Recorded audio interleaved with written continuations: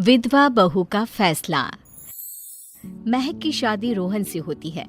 रोहन माँ बाप का इकलौता बेटा होता है, लेकिन फिर किसी कारण से रोहन की मौत हो जाती है। बेटा महक, तेरे आगे इतनी बड़ी जिंदगी है, फिर बच्चों की भी जिम्मेदारी। तू कोई काम कर ले। मैं तो कहती हूँ रोहन के ऑफिस में ही बात कर ले, शायद तेरे लिए कोई काम निकल आए। हाँ माँ जी, मैं भी यही सोच रही थी, लेकिन कैसे बात करूं, किससे बात करूं, कुछ समझ में नहीं आ रहा। अब वो क्या नाम था रोहन का जो दोस्त हुआ करता था, पहले तो बड़ा आता था हमारे घर। राकेश की बात कर रहे हैं? पर वो तो रोहन के बाद से कभी आया ही नहीं, पता नहीं कहाँ है वो। आया था, एक नहीं कई बार आया था, लेकिन मैंने बाहर से ही भेज दिया। घर के अंदर झांकता रहता था, मुझे ठीक नहीं लगा। अरे आपको तो पता नहीं क्या ठीक लगता है और क्या नहीं। उसका नंबर है मेरे पास, मैं आज ही फोन करती हूँ। सास राकेश को फोन लगाती है और शाम को घर आने का न्योता दे देती है। अरे आंटी, ओहो भाग्य हमारे कि आपने घर बुलाया। मैं तो कई बार आया, लास्ट टाइम तो अंकल से मुलाकात भी हो गई थी। हाँ, वो हम लोगों को निकलना था ना कहीं उस वक्त। अरे छोड़ो ना बेटा, बोलो क्या लोगे? आपकी बहू। क्या बकवास कर रहे हो राकेश? अरे मेरा मतलब ये है कि आपकी बहू कहाँ है?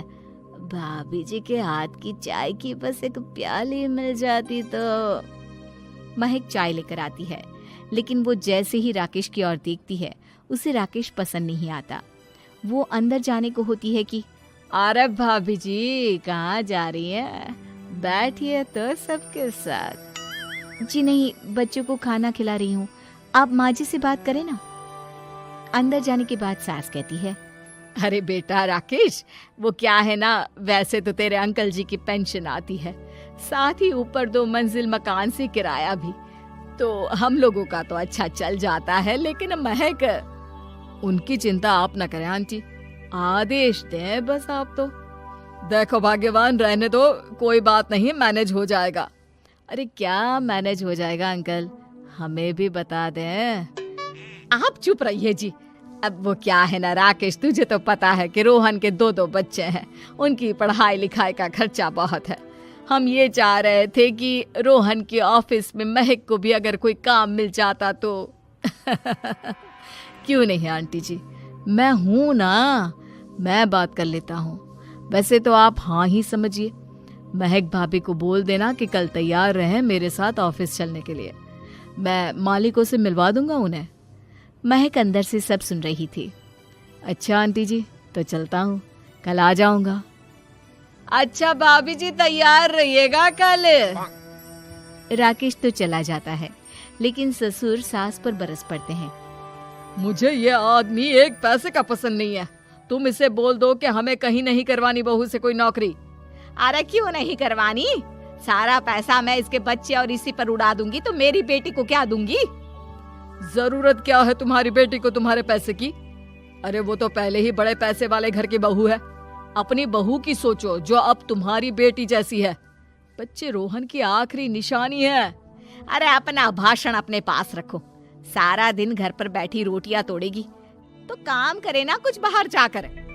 बहू सब सुन रही होती है।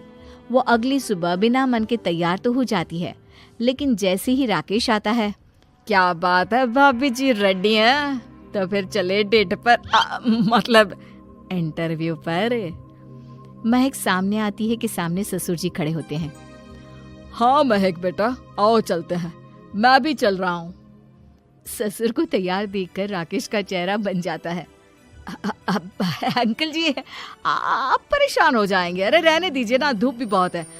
वैसे भी स्कूटर में तो 2 लोग ही बैठ सकते हैं ना। तो तुम चलो, मैं बहू के साथ अपनी कार से आ जाता हूँ। महक ससुर जी को देखकर खुश हो जाती है, उसे शांति हो जाती है। वो लोग रोहन के ऑफिस जाते हैं, जहाँ बॉस कहते हैं, नमस्ते अंकल।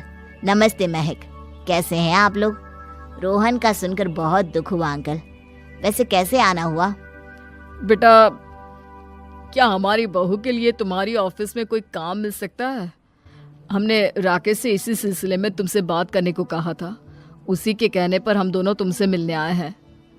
राकेश ने तो कोई बात नहीं की, ऊपर से उसने तो आज की छुट्टी ले रखी है, ऑफिस भी नहीं आया, बोल रहा था जरूरी काम से जाना है।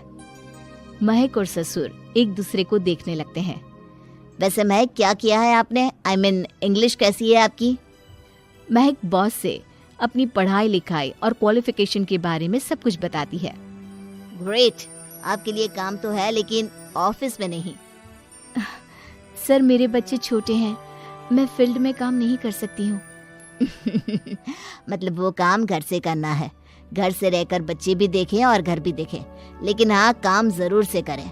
वो काम डाटा एंट्री का है, तो जब भी वक्त मिले काम करें, और इसके हम आपको अच्छे पैसे भी देंगे। महक बॉस की बात सुनकर खुश हो जाती है, उन्हें थैंक्स बोलकर घर आ जाती है। किसके साथ भेज रही थी तुम महक को? अरे वो कमीना, उसने तो ऑफिस से छुट्टी ले रखी थी, बात भी नहीं की थी उसने बॉस से बहू के काम के लिए। वो तो अच्छा हुआ कि मैं साथ में चला गया। हाँ ठीक है, नौकरी मिल गई ना, इतना ही काफी है। समय बीतता है और एक दिन फिर दरवाजे पर दस्तक होती है। घर पर कोई नहीं था। महक दरवाजा खोलती है, देखती है तो सामने है राकेश। नमस्ते भाभी जी। नमस्ते, घर पर कोई नहीं है, आप कल आइएगा। अरे कैसी बात कर रही हैं भाभी जी, हम तो आपकी मदद के लिए आए हैं। वो क्या है ना, अंकल जी का फोन आया था कि आपको किसी मदद की जरूरत है। महक को आश्चर्य होता है कि उसके ससुर ने राकेश को फोन क्यों किया। वो ससुर जी को फोन करती है लेकिन फोन नहीं लगता। नहीं, हम लोगों को किसी भी चीज की जरूरत नहीं है, आप जा सकते हैं। अच्छा, एक कप चाय तो पिला दीजिए। महक चाय लेकर आती है। चाय पीने के बाद, रोहन मेरा बहुत अच्छा दोस्त था, उसने मुझसे कहा था कि वो रहे ना रहे उसके घर वालों का, खास करके आपका ख्याल मुझे ही रखना है, तो मैं कल फिर आऊंगा भाभी जी। नहीं, माता पिताजी है नहीं, वो 4-5 दिन बाद आएंगे, आप उन लोगों के आने के बाद ही आइएगा। मुझे ये सब ठीक नहीं लगता। अरे छोड़िए ना भाभी जी, लोगों का तो काम है कहना।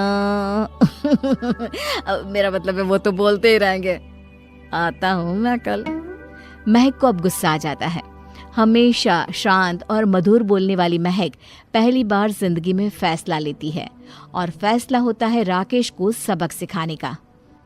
बड़े बेशर्म हैं आप, किसने कहा आपको कि आप आए? अरे भैया, साफ साफ बोला ना कि नहीं जरूरत है किसी की मदद की, मैं अकेले सक्षम हूँ अपना घर संभालने के लिए। आज आखिरी बार बोल रही हूँ, इस घर की तरफ आंख उठाकर भी देखा ना तो देख लेना, वरना पुलिस के हवाले कर दूंगी। निकलो यहाँ से, या धक्के मार कर निकालूं। पुलिस का नाम सुनते ही राकेश वहां से 9-2-11 हो जाता है, और महक को अपने फैसले पर गर्व होता है।